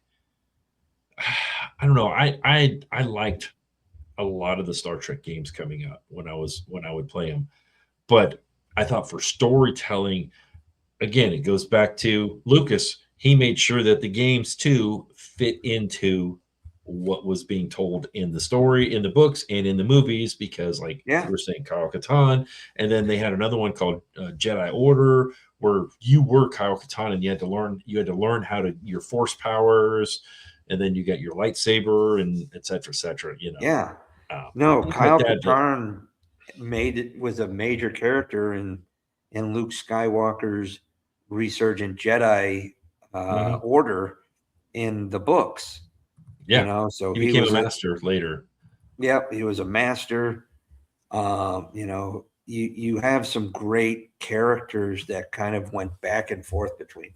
Like Grand Admiral Thrawn got brought into video games because he was so popular and so different and so fun and dynamic. He was actually a guy you kind of wanted to root for when you were reading the books, to be honest with you, to a degree, because he was just so different than your standard Imperial, Yep. So, Bed Bath and Beyond. Oh, that's a vinyl figure. That's just who the link is up there. Oh. Yeah. I thought you could read Arabic. No. Beyond. Oh, wow. I didn't know that. Yeah. But no, the games were so much fun. They really were. Well, But the Knights of the Old Republic game is like Yeah. so popular that they have routinely tried to convince Disney to make a TV show or a movie or something, bring it back, and like, because that went kind of hand in hand, I think, with the Knights of the Old Republic comics. right. Yeah, and I think though, and I guess this kind of is a good part to segue to the misses.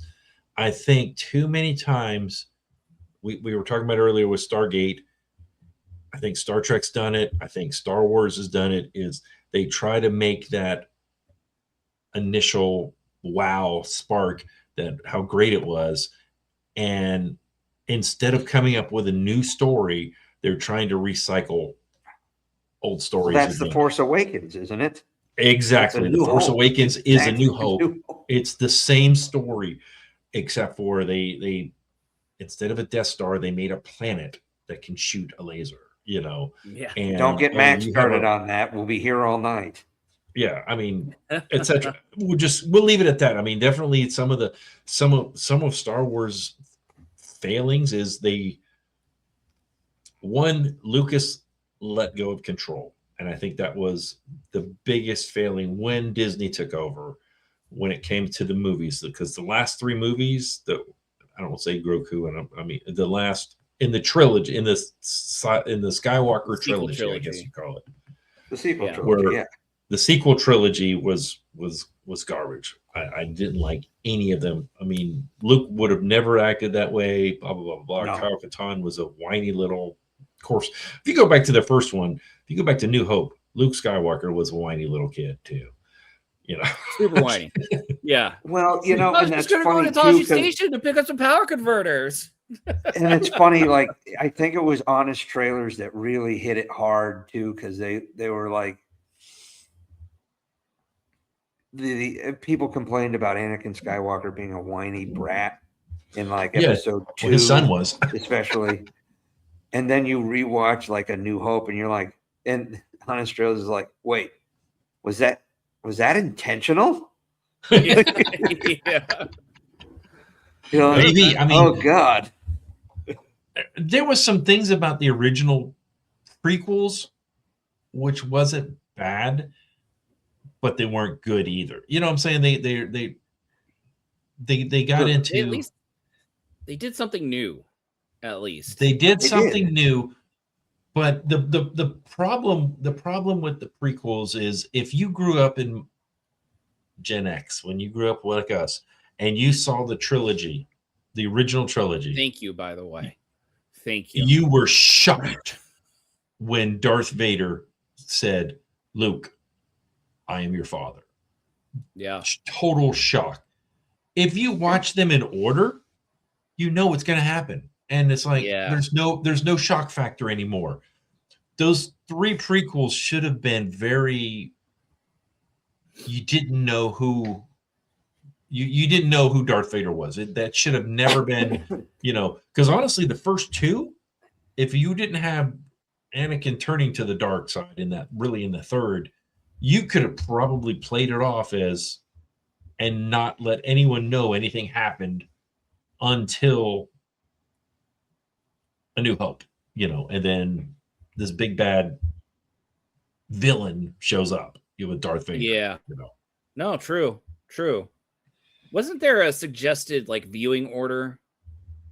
Yeah, it's all of them are 4, 5, and 6, and forget the rest. Yeah.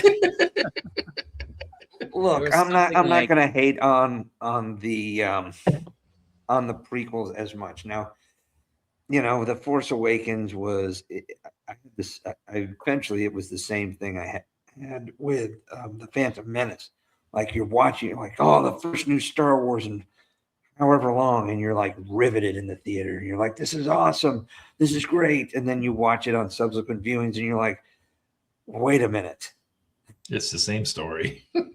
Well, not the Phantom Menace, but I had like a similar reaction. Like with like each subsequent rewatch, I'm like, okay, now I'm really seeing the problems here, right? But again, it's that it like kicks in the door, right? So I know they tried to do some different things, but like rehashing the thing that Disney really screwed the pooch on was the First Order shouldn't have been a thing. They needed It's to have just a real story. Well, if they would have needed just something different, they could have continued it, and they shat on the original characters pretty badly. well, they did that, but then they also, with all the stuff that was out there with Legends, there was a whole series on what happened to the Empire afterwards, after the fall of the Emperor. Sure. And they could have just followed with that, where all the Moffs were fighting each other and stuff. That would have been like so much better. And where you had an Empire remnant.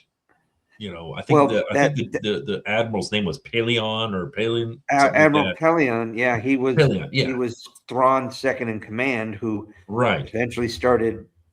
He did, Thrawn brought the shattered Empire back together. Had a good run for about a year before he bit the dust.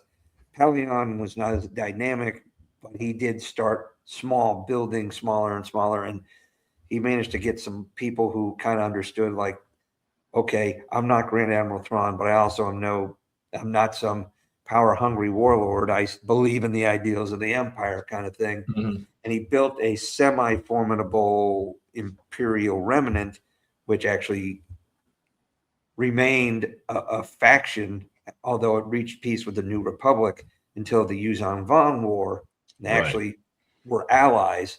They were allies, yeah.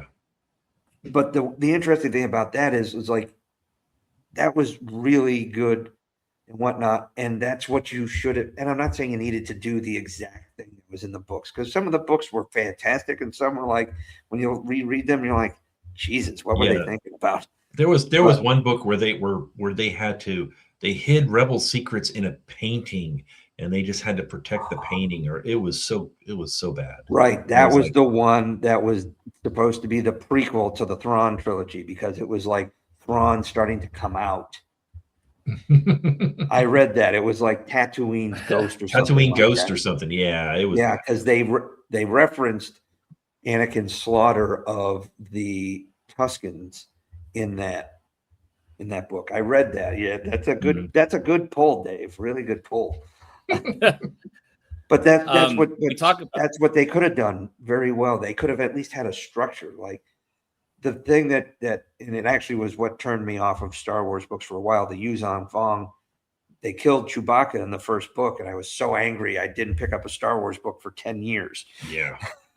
So, but once I got back into it and I started reading these stories, I realized an extra threat, something that's different than just a reimagining of the Empire, is exactly what we needed in the movies, because all that would have done was push the story along. Well, that's pretty much what Star Trek did. Is there was no big baddie of all the series. I mean, probably the worst you could say would be the Borg. And then the Dominion. At least for TNG, yeah. Then the Dominion. And then the Dominion, yeah. But then you know what I'm saying? Each one kind of had their own. Like the original series was either the Romulans or the Klingons, and then you had the Next Generation. Well, guess what? The Klingons are now our buddies. One of my favorite episodes is when Scotty comes out of he was stuck in that beaming loop, and then he was like, "What? There's a Klingon?" And of course that's the one that messed. That's the one that really messed with continuity, because he knew in the movie that, of course, that was filmed sequentially different. 4 generations. Yeah. But there was peace, but you can understand it. Like Scotty spent 50 years hating the Klingons, and just because they made peace doesn't mean he has to like them. You know what I mean? Yeah. I mean, you can still see it, and I'm sure it's very weird going from a century where they were only just recently adversaries to seeing him in a Starfleet uniform, which is probably a little strange, right? You can explain that away. It's a lot easier to explain that rather than, I bet you Jim Kirk took the old ship out of mothballs. Yeah. Well, it's easy to explain that too. It was transporter psychosis. Sure. Dude was in a transporter buffer for 78 years. And that's a fair thing. Again, it's a good episode. and I loved James Doohan and Scotty. It was a great episode, yeah. and it was Oh, fun. and that's one thing heartwarming. I really liked about the Star Trek books is when they brought him on, and then they do that the Starfleet Corps of Engineers, know, and now how he is in charge of that and is able to bring all the old technology that we've kind of said, oh, we don't need anymore, and they're like, wait a minute, it does help us in the long run, where you've got several of those things. I think Star Trek did better building up their series over time, meaning, you go back and look at season 1 of TNG, and I know number 1 episode they introduced Q, which was great. I loved Q, but it was, what are you showing us? This is episode 2 of TNG. This brings up my point, actually. Yeah. The Naked Now. Which was a direct, basically, it was a sequel of, what was it? The Naked Time. Wasn't that it from the original series? Mm-hmm. So we talk about, and I'll bring it back to your point, Dave, in just a second, but we talk about how TNG was moving things forward, and that's what your point was, and they absolutely were. But and we're lamenting how Star Wars was just retelling the old stuff again.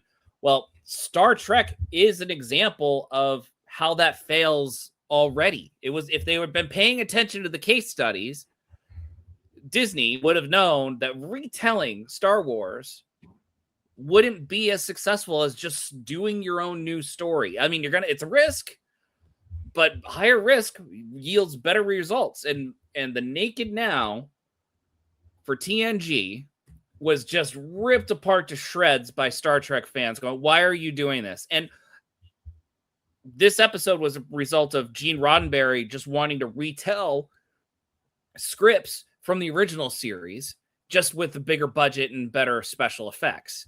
And when this happened, when the audience reacted to this, and this is, by the way, during broadcast television, when you're still writing the season, nothing's completely in the can for the year yet. But this told the producers, okay, we're not going to do that ever again. Mm-hmm. And that taught them that lesson. And then they went on to do Code of Honor. Season 1 of TMG has some pretty rough episodes. There's some decent ones, but there was some rough ones, and they certainly needed a chance to grow. There's a case study. Fine. It's also fine to do a sequel to a previously told story if you can push the plot along. If you can make it fit and it makes sense to push the plot along. Stargate did that pretty well. Sure. Were there episodes that were pretty similar from a lot of Star Trek series from one to the other?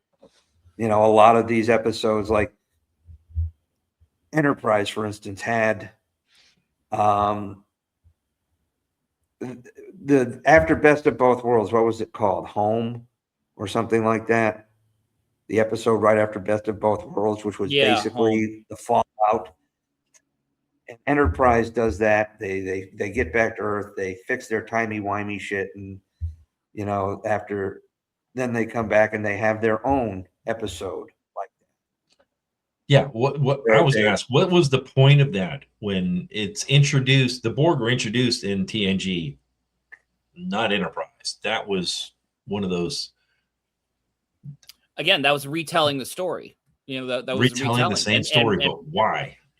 But when you think about it, though, you're like, kind of makes sense, because they did blow up this pod over Earth in the 21st they fell century. Backwards into it.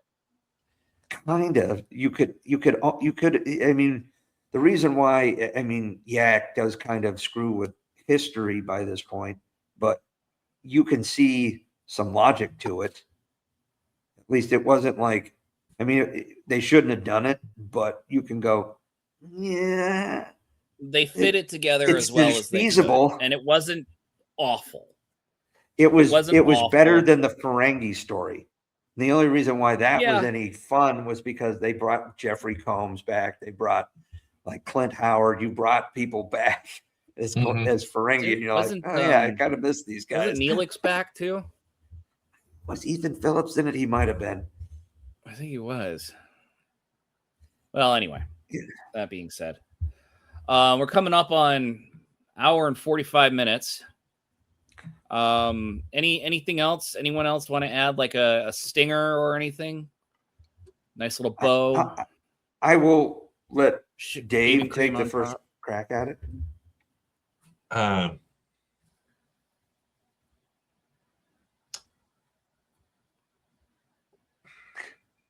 Trying to think here how I can say this. Star Trek is I'm going to throw just a little bit of dirt on Star Trek is in recent times. Again, why did they have to, you mentioned it earlier, Star Trek 09. They have been trying to replace Kirk, Spock, Strange New Worlds, Uhura. I'm surprised they haven't added Sulu and Chekhov on there yet. Sulu and McCoy are coming at the end of season 5. That's Oh, already son of a gun! Why are we? Why are they telling this? At least that's one thing. At least Star Wars at least changed the characters. They may have told the same story as A New Hope, but they put Rey, they put Finn, they put. I mean, they're having new people instead of, hey, this is the new reimagined Luke and the new reimagined Leia and Han Solo and Chewbacca. They're at least they're not telling that they didn't telling the same Chewie. Story. Yeah, you know what I'm saying. You know what I mean. I mean, when if you're going to reboot it, I guess stick with it and go with it. But then those last couple of episodes of where they had to change. Oh, let's go ahead and just change and let's make it against Khan again. Where they tried to reboot, Wrath of Khan, which is probably one of the best, if not my favorite movie of all times. That it is a great movie. Why are you messing with? I don't want to say perfection, but why are you messing with something that's so iconic? And then just to say, okay, well, Kirk dies now instead of Spock. And then, guess what? Khan's blood can go ahead and save everybody and make him and bring him back to life. So in other words, Khan is God, and yep. I mean, that's how Star Trek has gotten in the last century. It really, and ever since 09 on, when they took the TNG crew out, I will throw Picard season 3 was good. You've got to leave that there. But Picard season 1 and 2 sucked. To get to season 3. Oh my gosh. Yes. If you would have started with season 3 and made a nice long story for 3 seasons, because I was totally confused. I was like, wait a minute, season 1, you had now all of a sudden or the end of season 1 or the end of season 2, we're friends with the Borg, and then now all of a sudden we're the Borg queen, who was the girl from, I can't remember her name, the blonde head girl, Allison Dan Pill. in real life. What was her name? Allison Pill. Yeah. That's something the actress. bomb. Yeah, because she was on Scott Pilgrim versus the World, so that's why I remember her from that. I know her from Dan in real life. And then you're like, okay, great, okay, we're friends with the Borg. She's now part of the Borg Queen, and they're gonna. And then next season, it's like, well, wait a minute, what's now the Borg is bad again? What's going on? That's the kind of stuff. I know continuity is just it was like throwing out the. I know it's Kurtzman. I know. I'll just leave it at that. Yeah, but at least Terry Matalas was able to slide a good season of Star Trek under his nose. Yes, at least you ended up on a positive note. I will give him that. Season 3 for Picard was really good. I hope they don't screw things up when they're talking about making 7 of 9. Again, also when with her relationship with the other commander girl, Rafi. Raffi, yeah, in the first 2 seasons, then at least season 3, they were like, well, whatever, we're not doing that. So yeah, Well, I it mean, was Actually, let shoehorned Worf in call it thing. out. It was a lot of fun. He's like, I have gone into battle with lovers many times. Oh, no, Yeah. it's not like that anymore. Oh, good, because that was awkward. Yeah. Forgot about that. I had forgot just about seen that clip.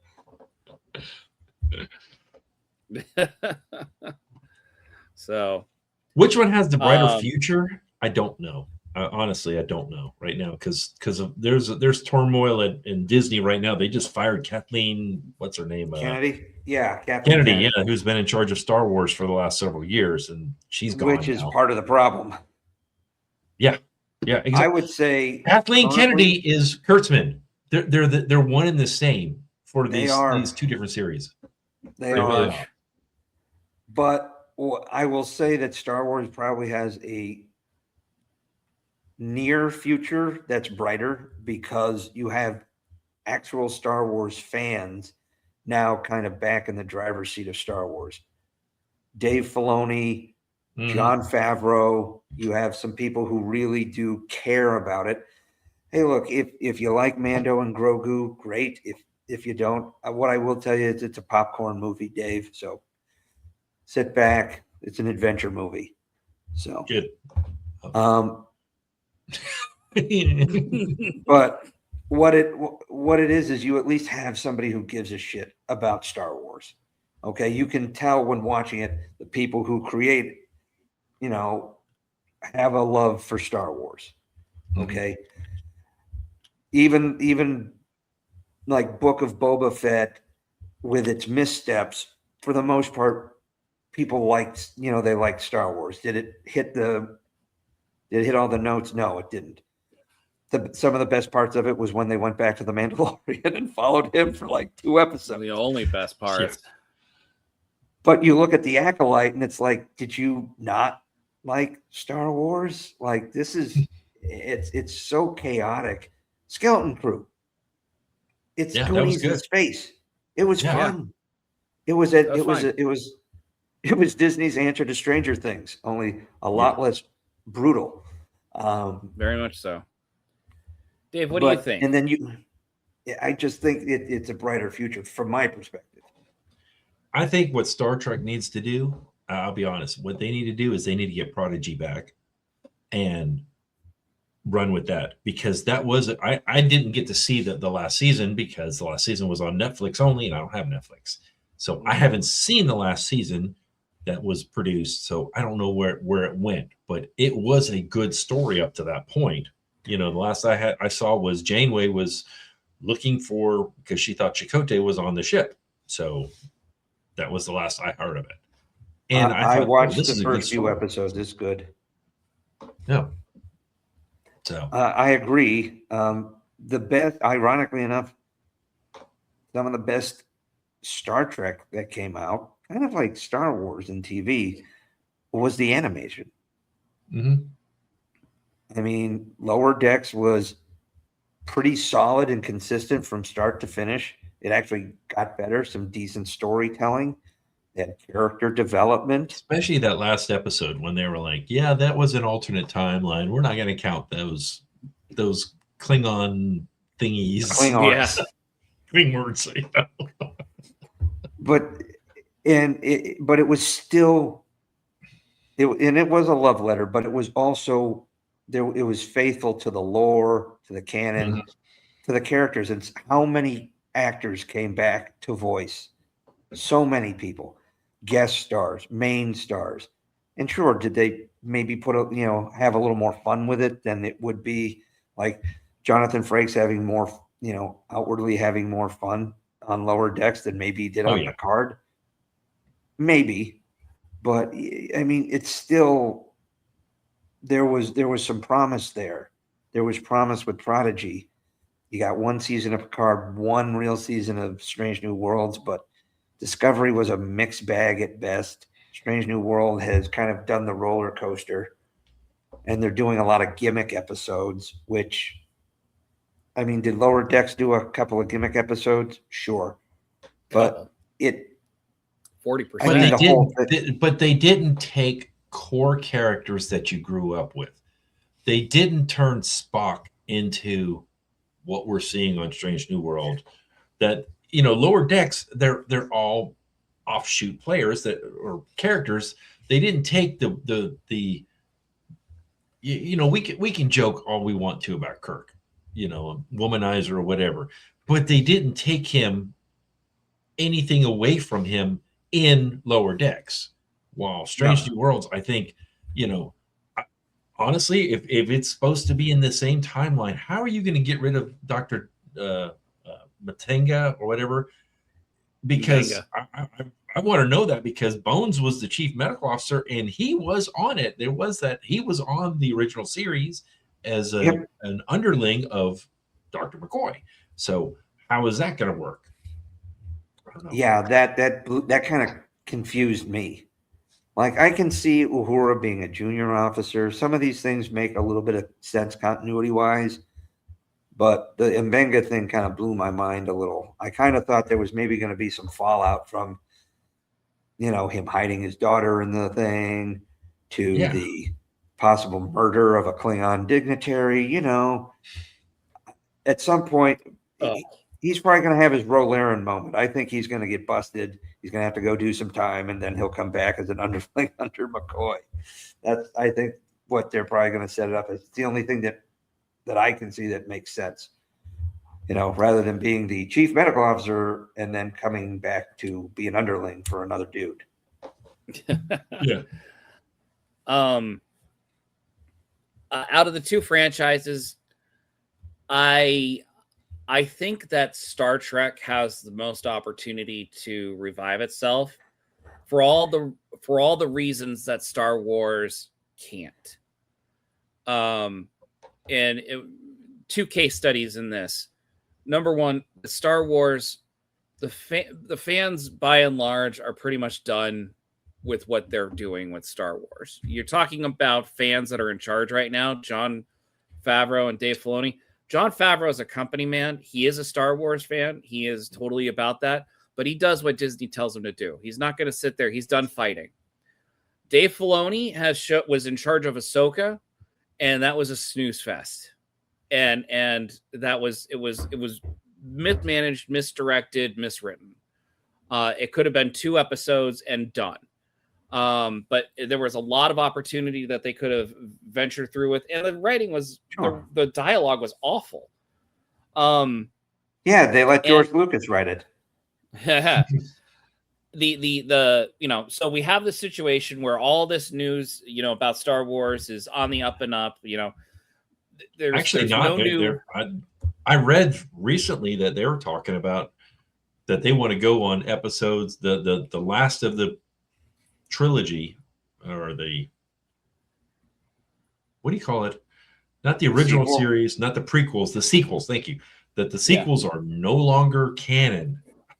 They're not going to. That they wanted to basically wipe that clean and say they're no longer canon. You know? Yeah, they're not going to do that. If you watch The Mandalorian, like in some of the stuff, it does look like they're maybe not so much wiping it clean, but they're doing some pivoting. You can only pivot so far, because the Starfighter or whatever it is, Star Wars Starfighter that's coming out next year with Ryan Gosling, it takes place 5 years after The Rise of Skywalker. And the kid that he's in charge of is the child of a Jedi that he's trying to give refuge to and bring to his dad, or someone that could take care of him. I think we all know who that's the Mandalorian. Well, that's the problem. Again, we have this adult that's taking care of a child on a journey. It's, again, telling the same thing over and over again.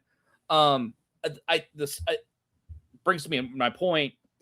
I think Star Wars fans are done, and the reception that has been a big yawn for Mandalorian and Grogu is a telltale of that. Because that's just the goodwill has been wasted by the fan. The goodwill from the fans has been wasted by the studios, and the Mandalorian Grogu is the result of that. It's not a bad movie, but fans are tired of the mediocrity. Whereas with Star Trek, we saw bad with Discovery, We saw bad with Strange New Worlds, and we saw bad with the first 2 seasons of Picard. But then what happened? Starfleet Academy. And then in Starfleet Academy later, right? But what happened? We got season 3 of Picard, and the fans all came back. Or if they didn't come back right away, they started coming in through word of mouth and everything. And people talked about that season. Like, it actually was in the Nielsen. It was the only show outside of the first, like, couple episodes of season 1 of Discovery to be in the Nielsen top 10. Picard season 3. So if you do well by the writing, I think Star Trek fan, and there's a flexibility in Star Trek in that we have a world set out with a structure. You have ships, captains, you have, you have crew, you have basically prefab families that you can pick and plug in different personality types into, and it still tells the same basic kind of story. Explore. And that's not what they're doing here, but they can. And that's what Star Trek fans want. Whereas Star Wars is a little more nebulous. It was about the Skywalkers. It was about good versus evil. And they're kind of, and they're not, they don't know where they're going right now. And well, yeah, I agree with that, because I mean, the whole premise of the original trilogy was the Jedi are gone. There was Yoda and Obi-Wan were the only 2 left. But yet all these shows, it's like, oh, here's a Jedi, here's a Jedi, here's a Jedi, here's a Jedi. They're relying on the Jedi all the time, And you're right, people are going to get tired of that. I do think Star Trek has a path forward. Will they take it? I mean, they come up with another Starfleet Academy type, no. No. You know what I'm saying? They had the perfect opportunity. Starfleet Academy. Okay, hey, here was this after way in the future. Here's this, and then they just they had to put too much of political things in it, and that wasn't needed. And the fans spoke, and they Paramount was like, you know what? You're right. We're losing money on this. We're going to pull it. So, but I think they have a better way forward if they get the right people on the ship and captaining it, the series. Right. Well, they had 2 good people, maybe 3. I'm not sure the name of the showrunner on Prodigy. I do know that Terry Matalas, who did season 3 of Picard, he had worked on Enterprise. He's had some cred. And he did a good job with it. Kurtzman got shown up by him, and so he fired him. And Mike McCann, who ran Lower Decks, was kind of like off in his playland. They're like, here, let him Seth MacFarlane this shit. And that's another thing. And he got shown up. Orville was better Star Trek than what we were getting as Star Trek at times. And very much so. That was even in the early seasons when it was more humor focused. You're still but Mike McCann still proved himself to be a very competent showrunner and to know the lore, and people liked Lower Decks. So, I was leery of it at first too, because I thought it was going to be like a Rick and Morty slapstick, not take Star Trek, but not without sounding pretentious, but not treating it with the respect it deserved. And sure, it poked fun at its foibles and everything, but it also told good stories. If you got through like the first 2 episodes, which was just very, compared to any Star Trek you've ever seen, it did start telling really good stories. Yes. Well, it moral of the story? Go ahead, character buildup. That's what I liked about Lower Decks is earned character buildup. They earned, and then, okay, here's Boimler, what he started out as, and then how the series ended, how much he changed, and same with I can't think of her name, the one that was always in trouble, Mariner. Yeah, Mariner, thank you. And then how much she changed over time, so there was a progression, a good progression of character development, which I'm hoping both series will wake up and do that. Have good character development, tell good stories, and make sure that you're listening to your fans. I mean, that's how that to me, that's how I would, that's if I could send a message to Disney and to send it to Paramount, that's what I would say. There you go. I don't think it could be put any more succinctly. I think your mouth to the grand power's ears right there. So, boy, yeah, nice way to end it. The Emperor says so. Do it. Do it. Oh, freak. I even have the sound, the drop here somewhere. You didn't need it. You had me. Yeah, I know. Oh my. Yeah, I got that at least. That's Sulu. Oh my. I don't have Do It. Oh, you know what? Do It is in the freaking intro. That's what it is. That's why I don't have it as a. That's stupid. All righty. Well, I think we've hit a good point. Yeah. Shall all right, you then. Take us out. I think I shall. Dave, thank you very much for joining us. I think we resolved every question. And there's no refuting. I don't think anyone can argue about what we came to a conclusion on. Don't ask me what that conclusion was, though. So we just talked. We just talked, and it was an enjoyable couple hours. Thank you for first of all reaching out and suggesting it, and number two, coming on, especially with such short notice. I apologize for that. Thank you. And delight as always. So, well, until the next time, you guys keep dreaming. We'll keep working. I'm P.S. McKay with those sci-fi guys. So long, everybody. And I'm DT Cavman. Thanks for joining us, Dave. You're always welcome to join us up here on the high ground. Oh, do your sign out, Dave. Do your sign out. Go do it. Do it. Do it. Do it. Do it. Do it. Crash and burn, baby.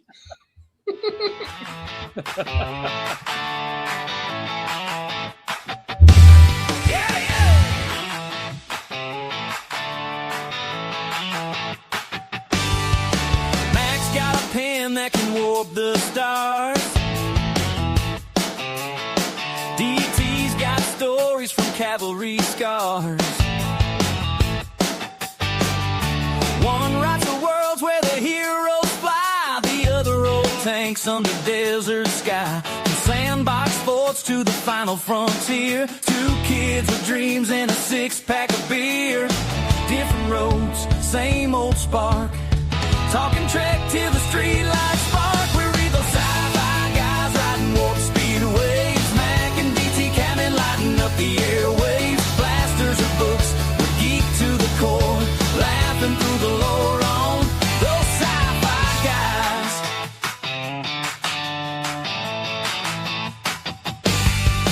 Max spins a tale about a rogue AI.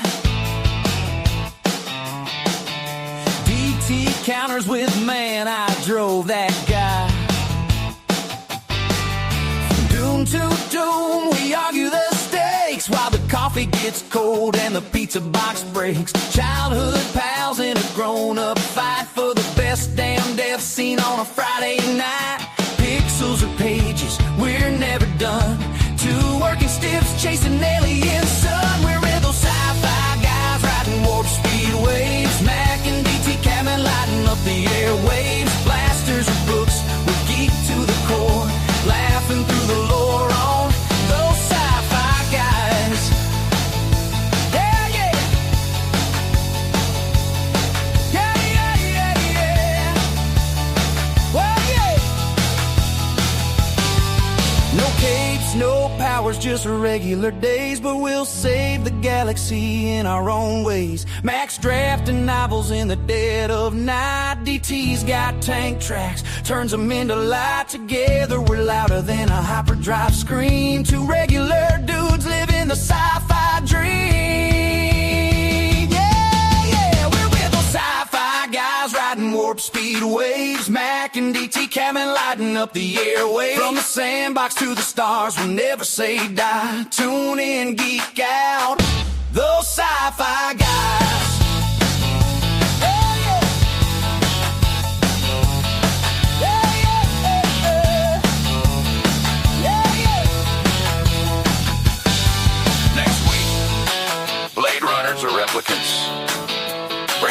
Rider boy, it's gonna get real.